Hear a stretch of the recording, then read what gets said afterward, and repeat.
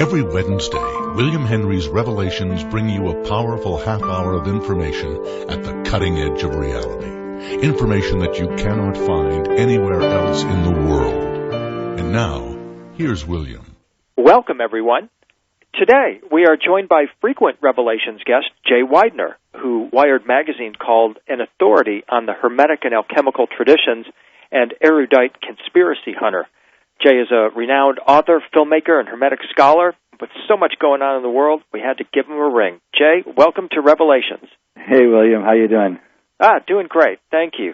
Good. So, lots to talk about, Jay. I just wanted to say that after we booked our interview, I caught a minute or two of David Icke talking with Alex Jones, and David ventured into the subject of the Archons and the Gnostics, essentially saying that all of the chaos, crisis, turmoil in our world is the work of the Archons. And I'm thinking, I want to talk with Jay about someone who's actually read the Hermetic works, who knows the Gnostic text, who can talk about the Archons in great detail.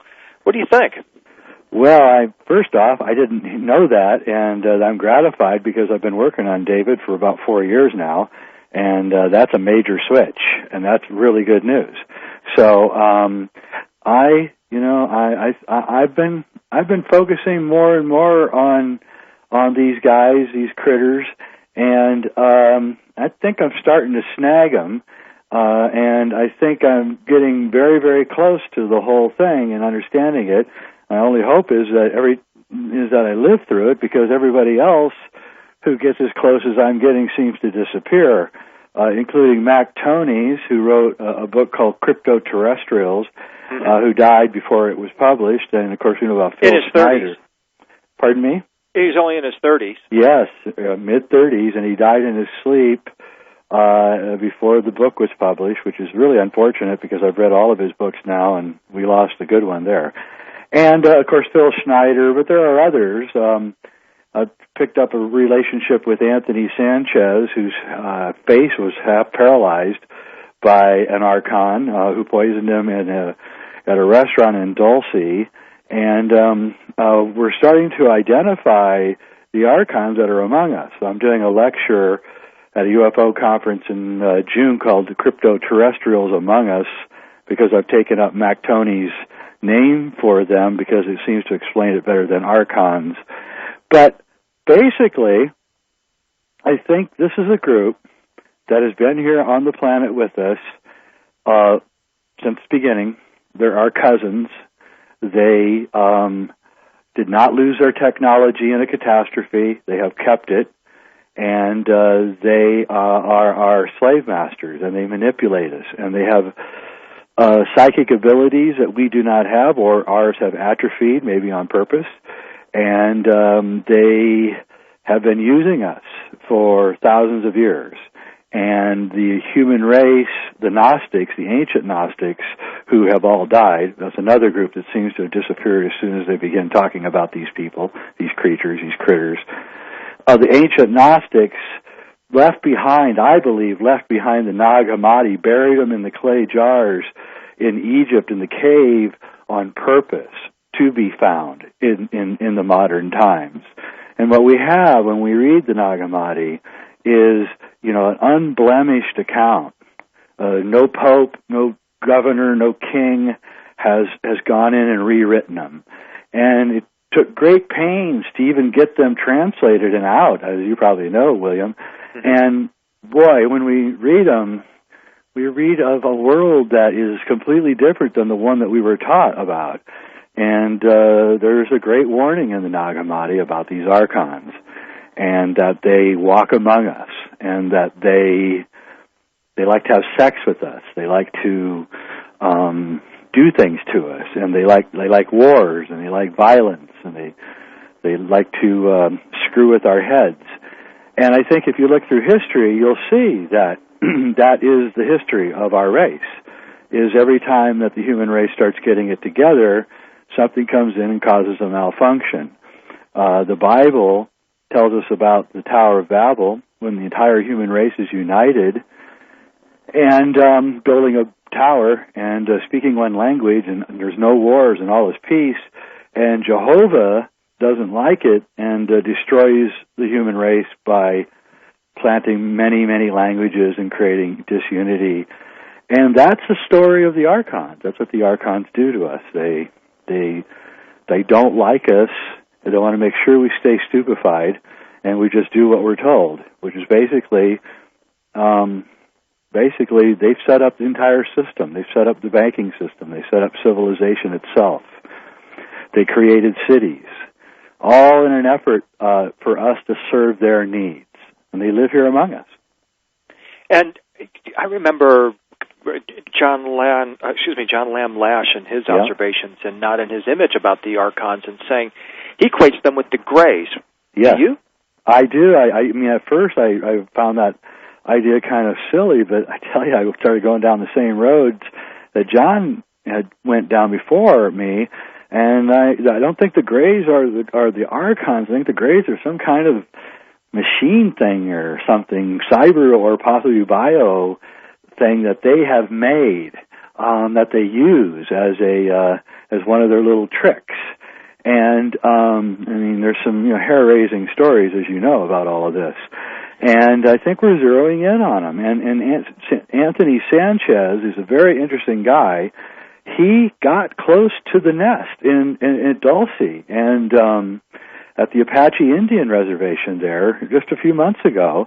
And he was at a restaurant, a small restaurant with only 2 waitresses, in the middle of a nowhere place in New Mexico, and a mysterious, strange woman served him his breakfast, who no one had ever seen before or since. She looked Eurasian, according to his description, which is a description that could be said of these creatures, and he got it was a neurotoxin was in the food, and he almost died. And so every time you get, and this is where Phil Schneider, of course, was speaking about, was Dulce, and there's a nest of them there. And it's pretty obvious when you start looking into it what's going on here, and it changes everything that even the most skeptical part of you has to at some point say, if there's this much smoke, there has to be a fire. And I think there is a fire, and I think it's these crypto-terrestrial Archons, and they've been there the whole time, and they're still there. And one of the kind of path of trajectory once you get into the study of the Archons is you get into the kind of the Robert Monroe take on it, that they're harvesting an energy substance from us. He called it loosh. Do you still subscribe to that, or what is their other motivation? Well, I mean, the first motivation is just survival, and they don't want to work. I know it sounds kind of weird, but I think that's actually very basic. When I go through and I read the ancient mythologies, humans are always having to take their crops and put it, next to a cave opening or on a mountaintop, and sacrificing for the gods or animals, and the food literally disappears. Something takes it, right? And that's what we've been doing the whole time. We're giving our food to them and everything. And so that's the first level of the manipulation. But the larger level is a bizarre attraction to watching us fight and kill each other.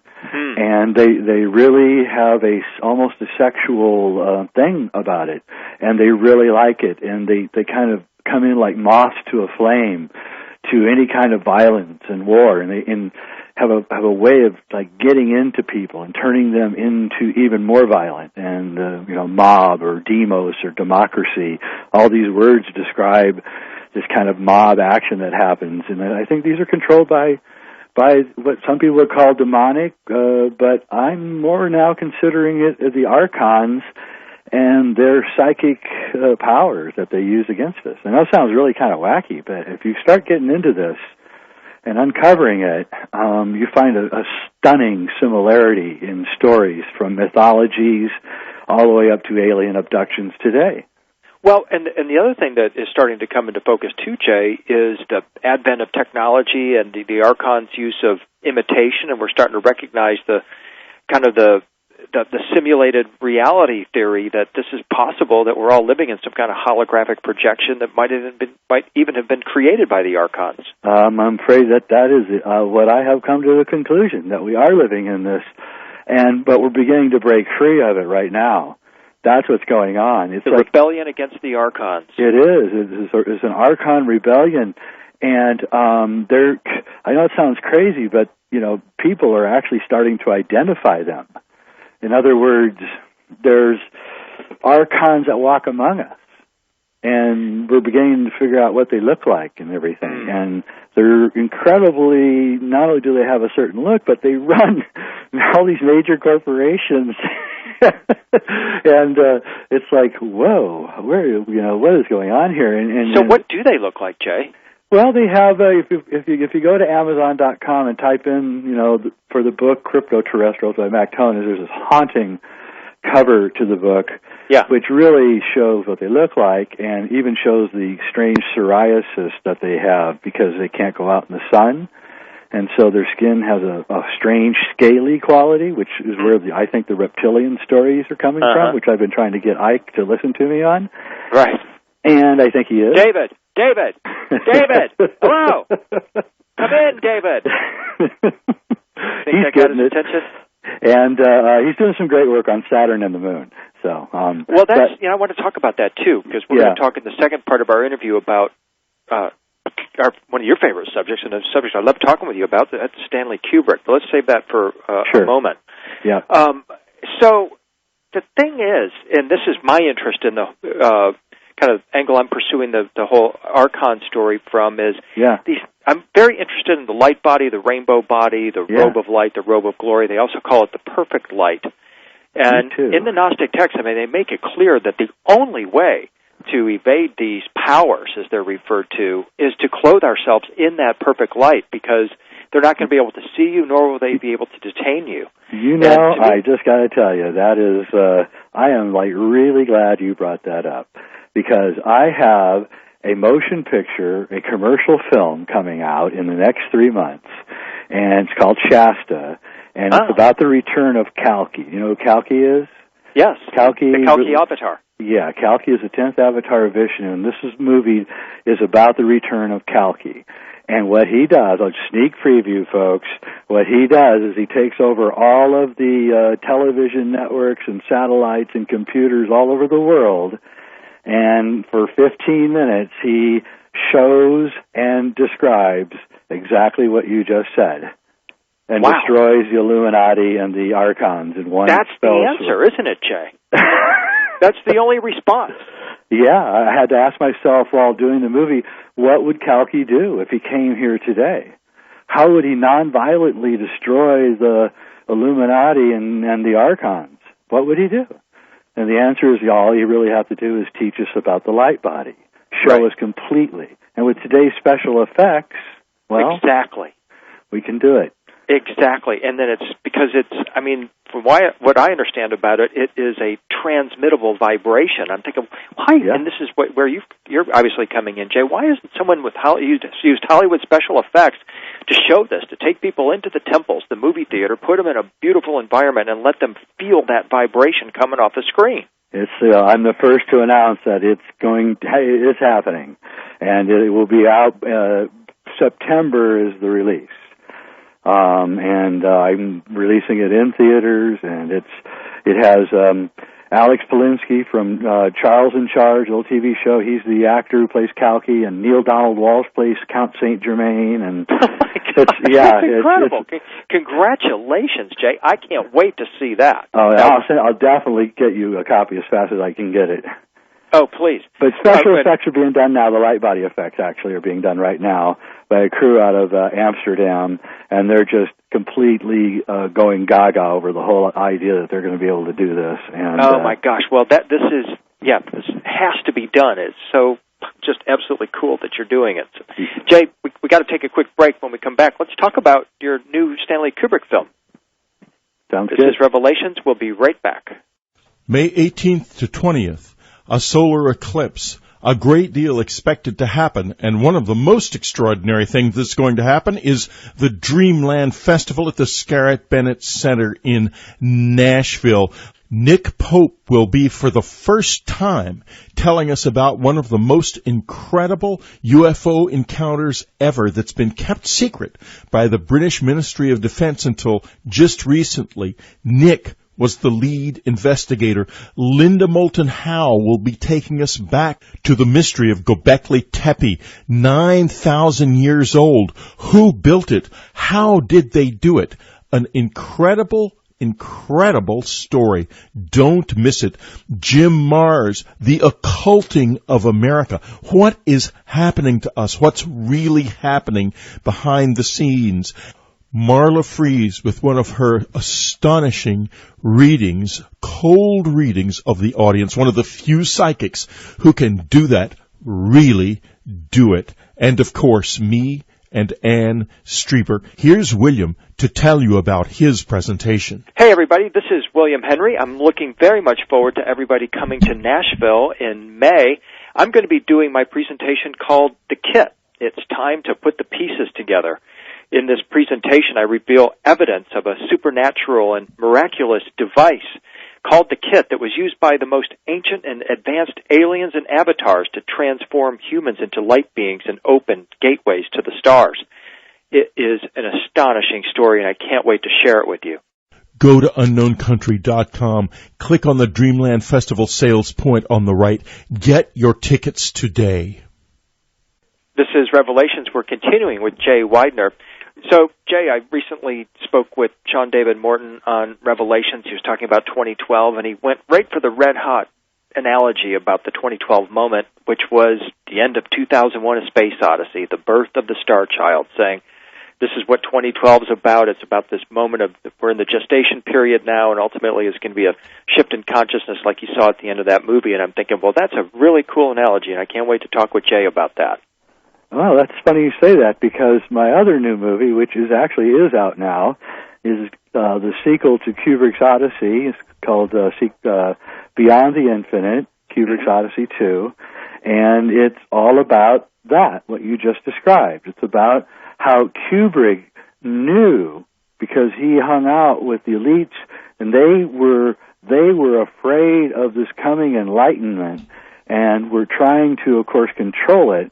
And Kubrick, that kind of, angered him, I think, in a way. And so he used the film 2001: A Space Odyssey, which was really funded by the Pentagon and NASA, to slip in this entire alchemical story of enlightenment, how we as a race become enlightened.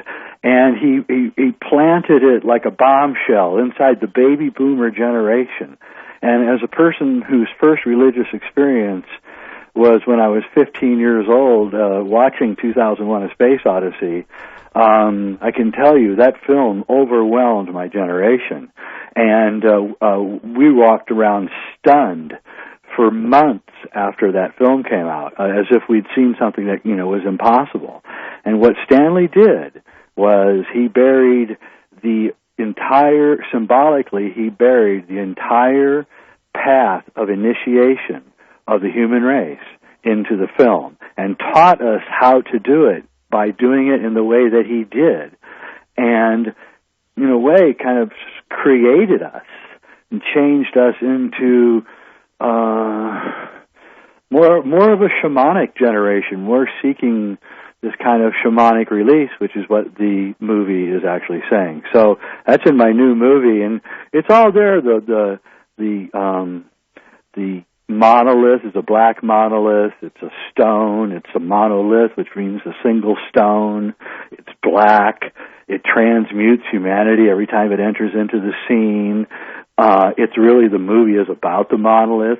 The screen 2001 is shown on, the Cinerama screen at the time, is exactly the same dimensions as the monolith, because Kubrick's film is the black stone that changes humanity. Which is amazing.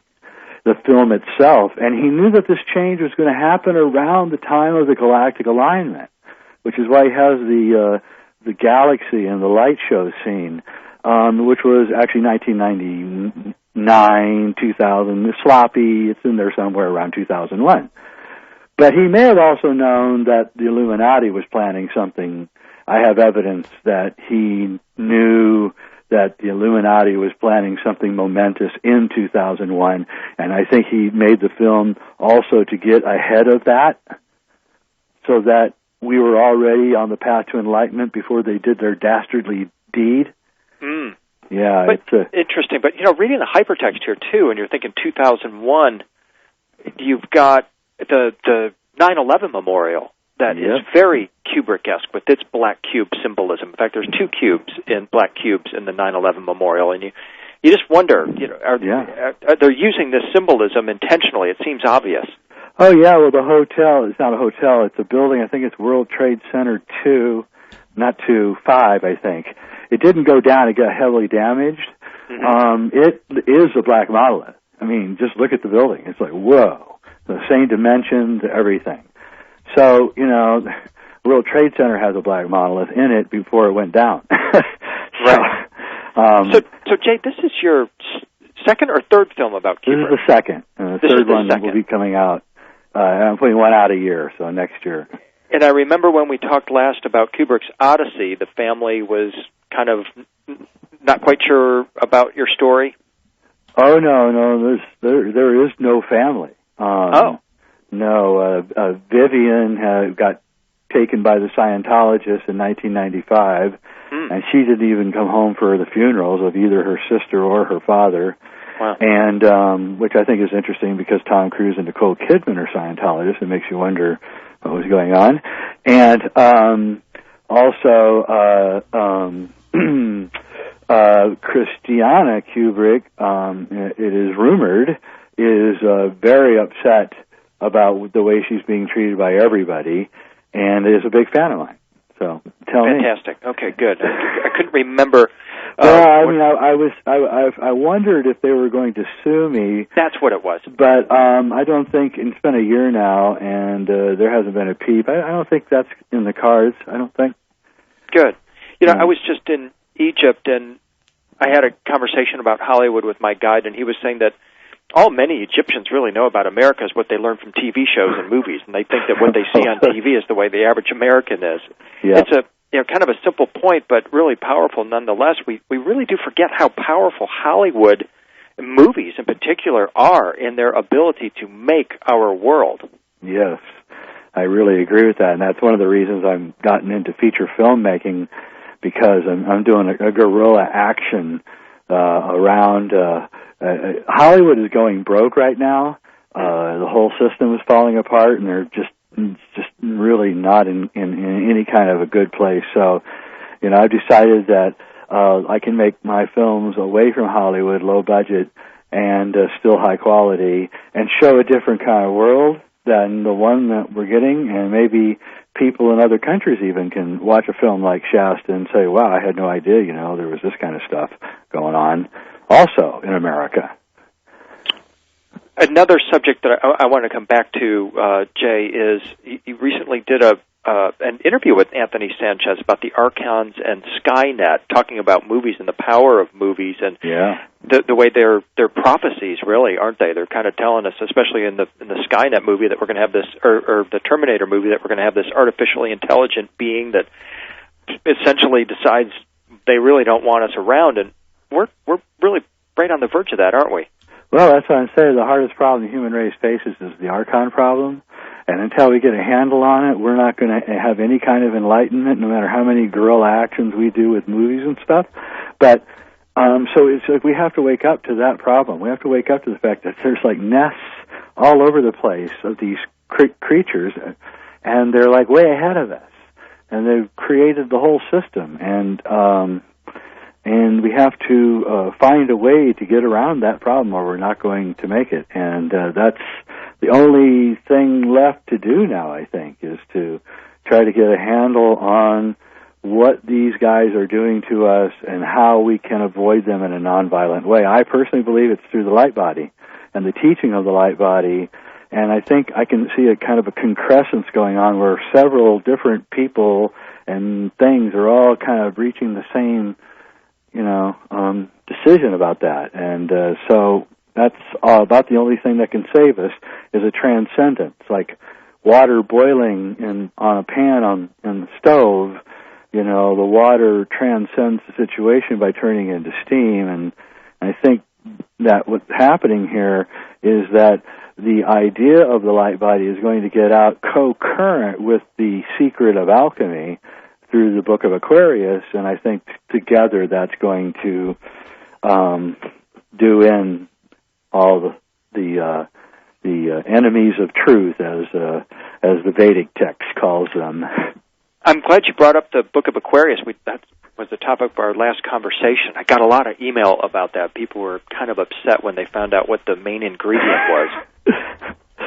Yeah, well, I don't know why I should upset them, but nevertheless, I can tell you that I have other knowledge from other alchemical texts which verifies it, and so that's getting it from 2 or 3 sources that are cross-cultural, one being Chinese, one being Indian, and one being European alchemy from different time periods, all pointing towards the same thing, makes me think that it has to be that.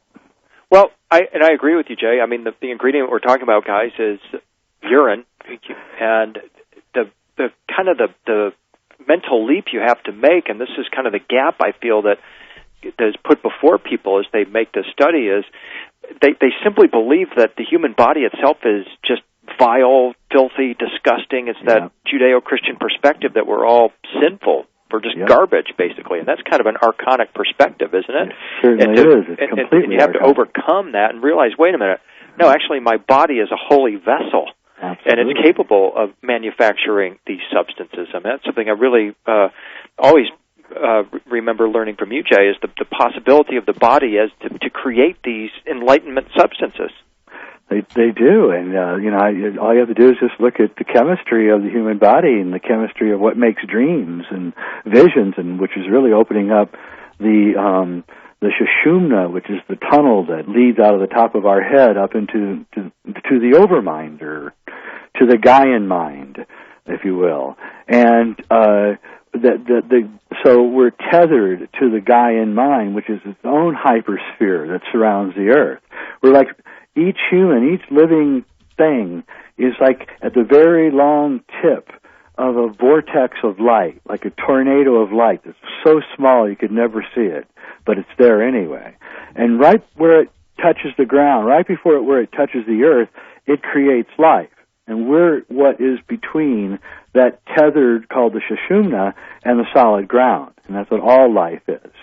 And once you understand that, then you understand that means that you can tap off of this endless source, and then that self-empowers you, and then all you need is long life, which you get via the Philosopher's Stone, to give you a long enough time to work out the things that have to be worked out in order for you to achieve the light body.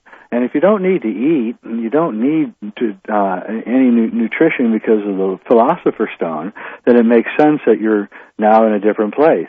And you're spending your time pursuing things that you would never pursue in this kind of world that we live in right now.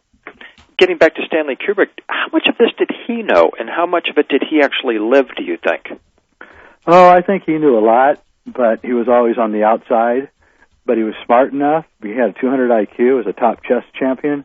Wow. I think he was smart enough to just sit there listening and to figure it out without having to say too much. And because you got to look at who he's hanging out with, right? And they're no slouches. Arthur C. Clarke and Fred Ordway and Carl Sagan and all these people are coming over to London and hanging out with him. Werner von Braun and all the other German scientists that were coming through London via Arthur C. Clarke's apartment. This was all going on like a stew, and he had to know. I mean, if we know what we know, then, and his movies are all about it. If you think about it, 2001, he says it's some kind of off-planet force that's ruling us secretly. In The Shining, it's demonic or ghosts, kind of spirits that are ruling us. And in Eyes Wide Shut, it's, secret societies. So I think it's kind of all of the above. Jay, we just got a couple minutes left here. Tell us when we can get the new video, Kubrick's Odyssey, Kubrick's Odyssey 2, and how they can connect with the events that you're going to be participating in. Yeah, I'm going to be at Conspiracy Con in Santa Clara, California in June, and I'm going to be at a UFO convention a couple weeks later in Sacramento. I'll have that up on my site soon. That's Anthony Sanchez's event. And then you can get Kubrick's Odyssey 2. You can either get it at sacredmysteries.com. I think you can order on Amazon, and it'll be out in like the next week. You can just order it, and the DVDs will be arriving. I'll send you a copy. And Shasta will be out in September. Gosh, can't wait for Shasta. That's perfectly timed for 2012 too, isn't it? December. Yes. Wow. Well, wonderful. Well, again, congratulations, Jay. Can't wait to see all of this when it comes available. Yeah. Well, thanks, Henry, for your time. It's really great to be on your show. Oh, my pleasure. Anytime, Jay. We'll look forward to catching up with you again soon. Yeah. This has been Revelations. Thank you for listening. See you next time. Attending a William Henry presentation is unforgettable. Keep up with his schedule at williamhenry.net. You've been listening to William Henry's Revelations on Dreamland Radio. Next Wednesday, another cutting-edge revelation from William Henry.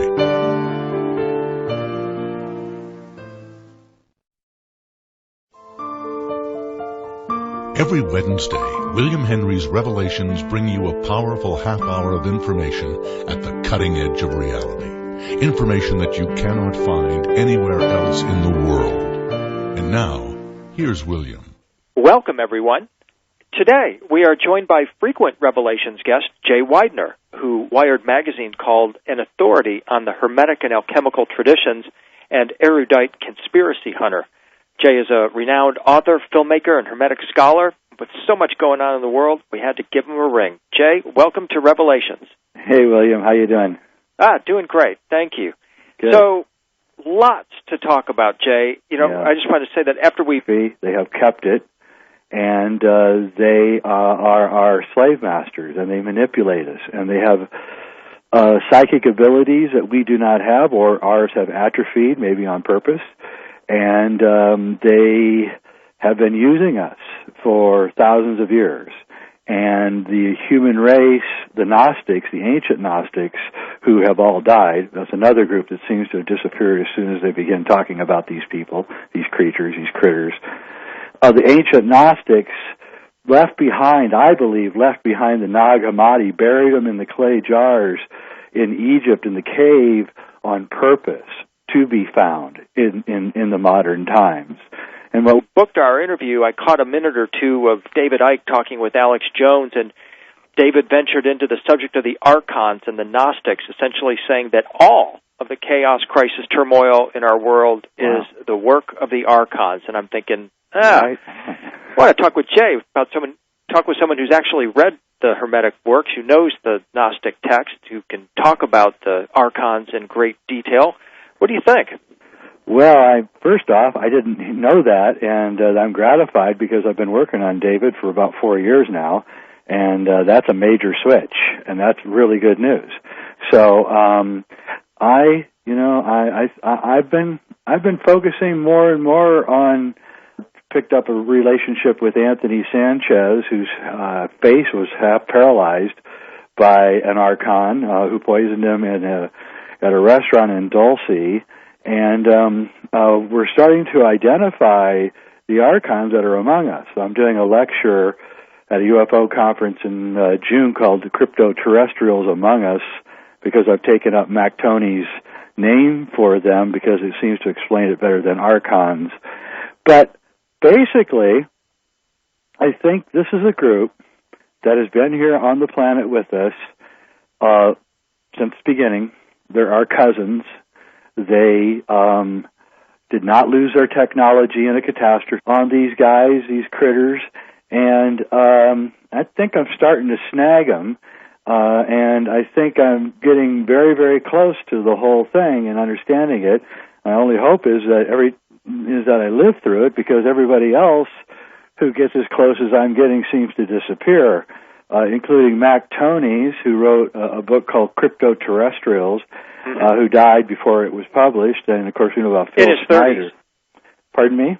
He's only in his 30s. Yes, mid-30s, and he died in his sleep before the book was published, which is really unfortunate because I've read all of his books now, and we lost a good one there.